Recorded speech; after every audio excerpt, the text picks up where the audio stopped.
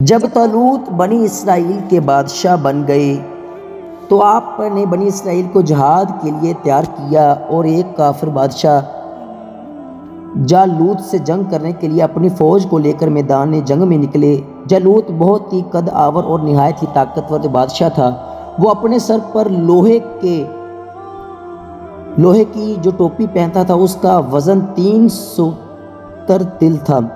جب دونوں فوجیں میدان جنگ میں لڑنے کے لیے صف آرائی کر چکی تو حضرت طالوت نے اپنے لشکر میں یہ اعلان فرما دیا کہ جو شخص جالوت کو قتل کرے گا میں اپنی شہزادی کا نکاح اس کے ساتھ کر دوں گا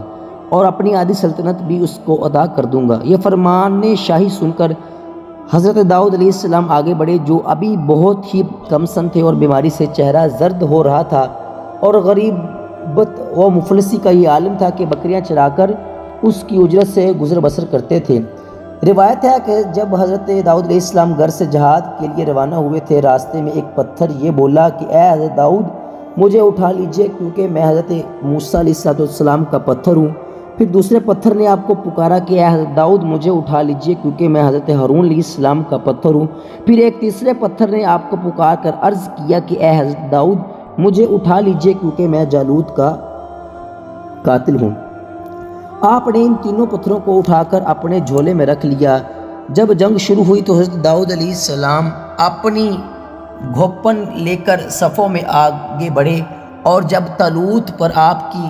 پر آپ کی نظر پڑی تو آپ نے ان تینوں پتھروں کو اپنی گھوپن میں رکھ کر اور بسم اللہ پڑھ کر گھوپن سے تینوں پتھروں کو جالوت کے اوپر پھینکا اور یہ تینوں پتھر جا کر جالوت کی ناک اور کھوپڑی پر لگے اور اس کے بھیجے کو پاش پاش کر کے سر کے پیچھے سے نکل کر 30 جالوتیوں کو لگے اور سب مقتول ہو کر گر پڑے۔ پھر حضرت داؤد علیہ السلام جالوت کی لاش گھسیٹتے ہوئے لا کر اپنے بادشاہ حضرت طالوت کے قدموں میں ڈال دیا۔ اس پر حضرت طالوت اور بنی اسرائیل بے ہوش بے حد خوش ہوئے۔ جالوت کے قتل ہو جانے سے اس کا لشکر بھاگ نکلا اور حضرت طالوت کی فتح مبین ہو گئی اور اپنے اعلان کے مطابق حضرت طالوت نے حضرت داؤد علیہ السلام کے ساتھ اپنی بیٹی کا نکاح کر دیا اور اپنی آدھی سلطنت کا ان کو سلطان بنا دیا۔ پھر پورے 40 برس کے بعد حضرت طالوت علیہ السلام کا بادشاہ کا انتقال ہو گیا تو حضرت داؤد علیہ السلام پوری سلطنت کے بادشاہ بن گئے اور جب حضرت شمویل علیہ السلام کی وفات ہو گئی تو اللہ تعالیٰ نے حضرت داؤد علیہ السلام کو سلطنت کے ساتھ نبوت سے بھی سرفراز فرما دیا۔ آپ سے پہلے سلطنت اور نبوت دونوں عہدوں پر فائز ہو کر 70 برس دونوں اعزاز ایک ساتھ کسی کو بھی نہیں ملا۔ آپ پہلے شخص ہیں کہ ان دونوں عہدوں پر فائز ہو کر 70 برس تک سلطنت اور نبوت دونوں منصوبوں کے فرائض پورے کرتے رہے، اور پھر آپ کے بعد آپ کے فرزند حضرت سلیمان علیہ السلام کو بھی اللہ تعالیٰ نے سلطنت اور نبوت دونوں مرتبوں سے سرفراز فرمایا۔ اس واقعے کا اجمال بیان قرآن مجید کی سورۃ بقرہ میں اس طرح ہے۔ ترجمہ: اور حضرت داؤد نے جالوت کو قتل کر دیا اور اللہ تعالیٰ نے انہیں سلطنت اور حکمت عطا فرمائی اور انہیں جو چاہا سکھا دیا۔ حضرت داؤد علیہ السلام باوجود اس کے کہ ایک عظیم سلطنت کے بادشاہ تھے، مگر ساری عمر وہ اپنے ہاتھ کی دستکاری کی کمائی سے اپنے خورد و نوش کا سامان کرتے رہے۔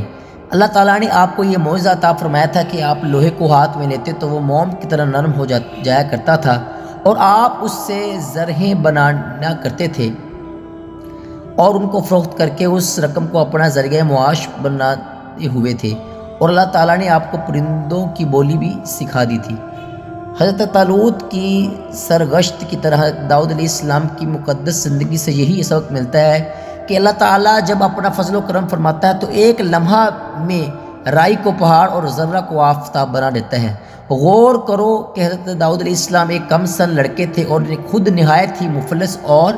ایک غریب باپ کے بیٹے تھے، مگر اچانک اللہ تعالیٰ نے ان کو کتنے عظیم اور بڑے بڑے مراتب و درجات کے اعزاز سے سرفراز فرما دیا کہ ان کے سر پر تاج شاہی رکھ کر انہیں بادشاہ بنا دیا اور ایک بادشاہ کی شہزادی ان کے نکاح میں آئی، اور پھر نبوت کا مرتبہ بلند انہیں عطا فرما دیا کہ اس سے بڑھ کر انسان کے لیے کوئی بلند مرتبہ ہو سکتا ہی نہیں۔ پھر اللہ تعالیٰ کی قدرت قاہرہ کا جلوہ دیکھو کہ جالوت جیسے جابر اور طاقتور بادشاہ کا قاتل حضرت داؤد علیہ السلام کو بنا دیا جو ایک کم سن لڑکے اور بیمار تھے، اور وہ بھی ان کے 3 پتھروں سے قتل ہوا، حالانکہ جالوت کے سامنے ان چھوٹے چھوٹے 3 پتھروں کی کیا حقیقت تھی، جبکہ وہ 300 تل وزن کے فولادی ٹوپی پہنے ہوئے تھا۔ مگر حقیقت تو یہ ہے کہ اللہ تعالیٰ اگر چاہے تو ایک چونٹی کو ہاتھی پر غالب کر دے، اور اللہ تعالیٰ اگر چاہے تو ہاتھی ایک چونٹی کا کچھ بھی نہیں بگاڑ سکتا۔ واقعہ میں آپ نے پڑھ لیا کہ طالوت سونا بھی کہ طالوت دوبرگی یعنی چمڑا پکانے کا پیشہ کرتے تھے یا بکریاں چراتے تھے، اور حضرت داؤد علیہ السلام بھی پہلے بکریاں چرایا کرتے تھے، اور پھر جب اللہ تعالیٰ نے ان کو بادشاہ بنا دیا اور نبوت کے شرف سے بھی سرفراز فرمایا تو انہوں نے اپنا ذریعہ معاش زرعیں بنانے کے پیشے کو بنایا۔ اس سے معلوم یہ ہوا کہ رزق حلال طلب کرنے کے لیے کوئی پیشہ اختیار کرنا، خواہ وہ دبرگی ہو یا چرواہی ہو یا لوہاری ہو یا کپڑا بننا ہو، الغرض کوئی پیشہ ہرگز نہ ذلیل ہے، نہ ان پیشوں کے ذریعے روزی حاصل کرنے والوں کے لیے کوئی ذلت ہے۔ جو لوگ بنکروں اور دوسرے پیشہ وروں کو محض ان کے پیسہ کی بنا پر ذلیل و حقیر سمجھتے ہیں، وہ انتہائی جہالت و گمراہی کے گڑھے میں گرے ہوئے ہیں۔ رزق حلال طلب کرنے کے لیے کوئی جائز پیشہ اختیار کرنا یہ انبیاء، مرسلین اور صالحین کا مقدس طریقہ ہے، لہٰذا ہرگز پیشہ اور مسلمانوں کو حقیر و ذلیل نہیں شمار کرنا چاہیے، بلکہ حقیقت تو یہ ہے کہ پیشہ ور مسلمان ان لوگوں سے ہزاروں درجہ بہتر ہے جو سرکاری نوکریاں اور رشوتوں اور دھوکہ دہی کے ذریعے رقمیں حاصل کر کے اپنا پیٹ پالتے ہیں اور اپنے شریف ہونے کا دعویٰ کرتے ہیں، حالانکہ شرعاً اس سے زیادہ ذلیل کون ہوگا جس کی کمائی حلال نہ ہو یا مشتبہ ہو۔ واللہ تعالی العالم۔